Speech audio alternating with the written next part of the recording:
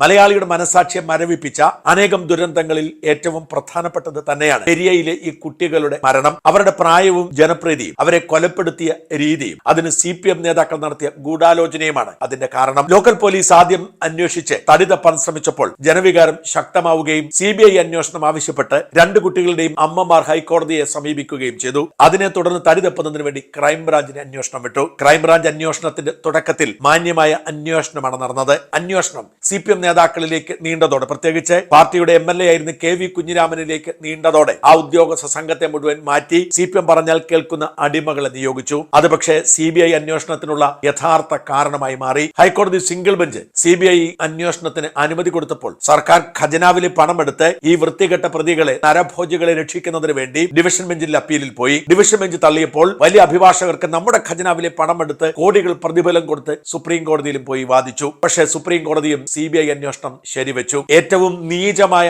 അട്ടിമറി ശ്രമം പിണറായി വിജയനും CPM ചെയ്തത് കൃപേഷിനും ശരത്ലാലിനും വേണ്ടി കേസ് വാദിച്ചിരുന്ന വക്കീൽ CK ശ്രീധരനെ മോഹന വാഗ്ദാനങ്ങൾ കൊടുത്ത് വാങ്ങി എന്നതാണ്. കാസർഗോഡ് കോൺഗ്രസിന്റെ ഏറ്റവും പ്രഗത്ഭനായ വക്കീലായിരുന്നു CK ശ്രീധരൻ. പക്ഷേ ശ്രീധരന് വേണ്ടതുപോലെ അക്കമഡേറ്റ് ചെയ്യാൻ കോൺഗ്രസ് പാർട്ടിക്ക് കഴിഞ്ഞില്ല. ഈ പ്രതികളെ ശിക്ഷിക്കുന്നതിന് വേണ്ടി കോടതിയിൽ ശക്തിയുക്തം വാദിച്ചിരുന്ന ശ്രീധരൻ പ്രതികൾക്ക് വേണ്ടി കോടതിയിൽ എത്തിയ സങ്കടകരമായ സാഹചര്യം പോലും ഉണ്ടായി. അത്രയ്ക്ക് മനസാക്ഷിയില്ലാത്ത ചോരക്കൊതിയന്മാരുടെ പാർട്ടിയാണ് CPIM.